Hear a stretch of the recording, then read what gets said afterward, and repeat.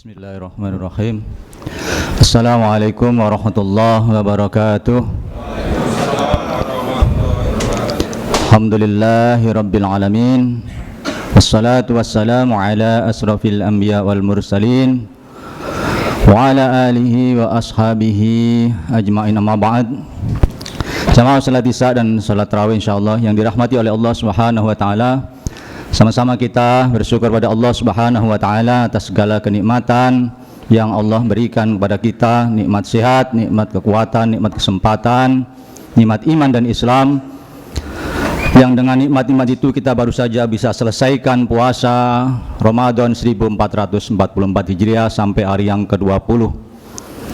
Kita berdoa bermohon kepada Allah Subhanahu wa taala semoga semua ibadah yang sudah maupun nanti yang akan kita laksanakan semuanya diterima oleh Allah Subhanahu wa taala.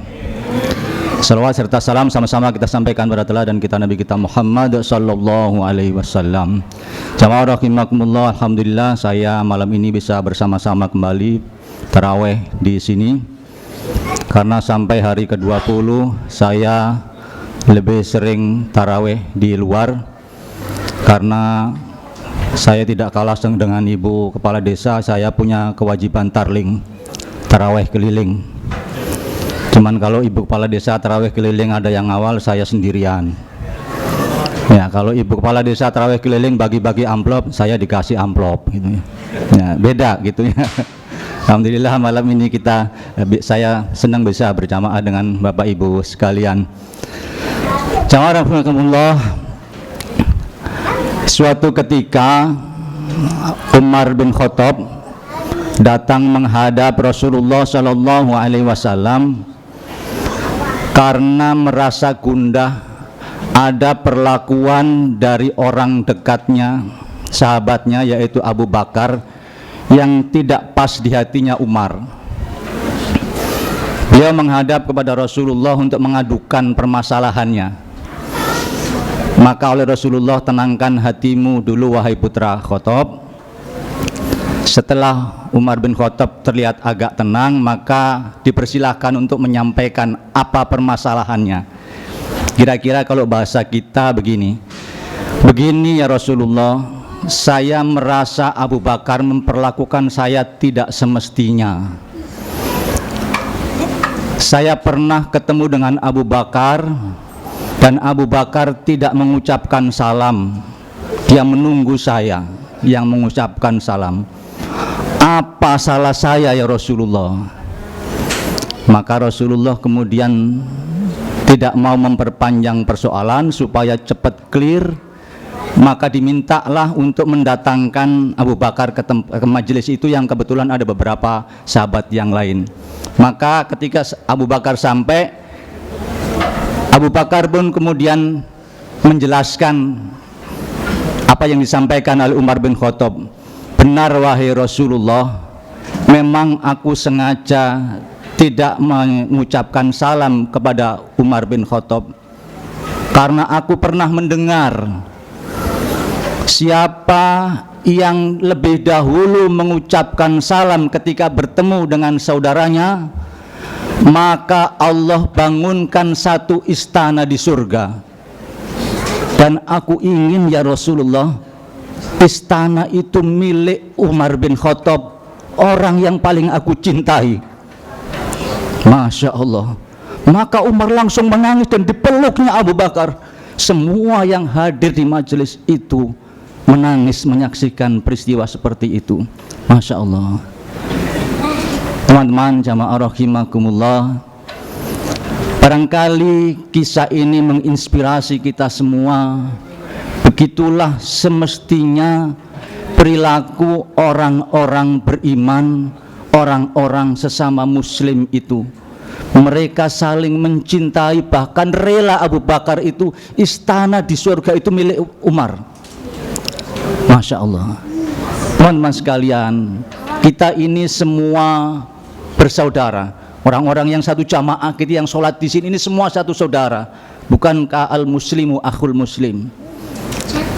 Orang sesama orang muslim itu saudara muslim yang lain. Dan kita wajib mencintai saudara kita itu sebagaimana kita mencintai diri kita sendiri. Karena sabda Rasulullah sallallahu alaihi wasallam, la yu'minu ahadukum hatta yuhibbu li akhi ma yuhibbu li nafsi. Kalian tidak beriman, kata Rasulullah, sebelum kalian itu mencintai saudara-saudara kalian itu seperti kalian mencintai diri kalian sendiri. Jamaah rahimakumullah. Tentu artinya di dalam hadis ini bukan berarti tidak beriman dalam artian kafir, tapi iman kita itu tidak sempurna sebelum kita itu mencintai teman-teman kita ini, sesama muslim itu sebagaimana kita mencintai diri kita sendiri. Jamaah rahimakumullah. Orang yang cinta itu tak perlu diajari, dia tahu bagaimana mengekspresikan cintanya. Cinta itu tak perlu banyak diucapkan, tapi bisa dilihat dari perbuatannya. Bapak-bapak, ibu-ibu yang sudah jadi orang tua pasti mencintai anaknya dan tahu bagaimana mengekspresikan cintanya itu. Kita ini yang sudah jadi orang tua ini pasti rela dengan senang hati mengalahkan apa yang ego kita ini demi anak kita. Karena kita cinta pada anak kita.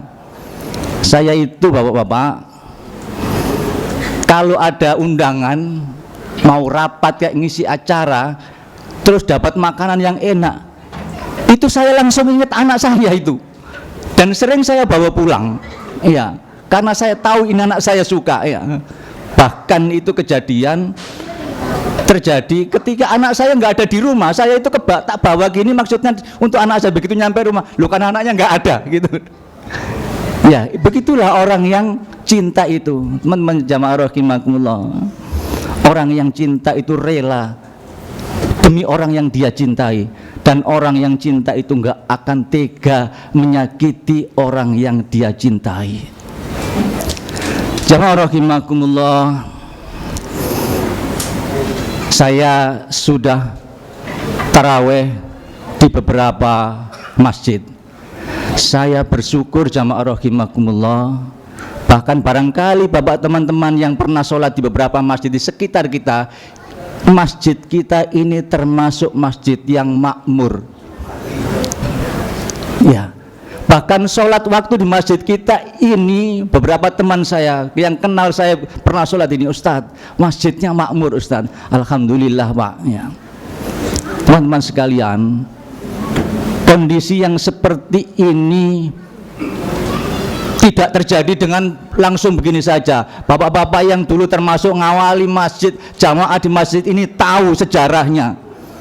Ya, masih ada orang lama yang di sini pendiri jamaah di sini. Nggak gampang bikin jamaah seperti ini. Ada Pak Guru Zainal ini, ya. Pak Ali mana Pak Ali? Ada Pak Ali.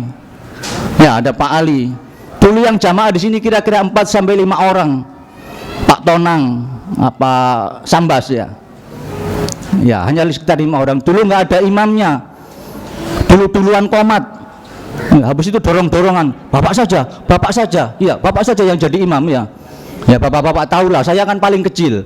Kalau dorong-dorongan ya kalah terus saya kan. Ya, jadinya daripada didorong saya maju aja gitu kan. Jadi saya ini imam dorongan. Ya. Setelah bertahun-tahun jadinya begini, alhamdulillah. Maka teman-teman sekalian, yang sedemikian ini mari kita pelihara. Mari kita timbulkan rasa cinta di antara kita. Kalau kita ini saling mencintai, kita ini toleran dengan kawan-kawan kita. Kalau kita jangan cinta dengan anak kita, kesalahan anak kita itu kita anggap sepele saja. Dan orang yang cinta itu tidak suka membesar-besarkan masalah-masalah yang kecil.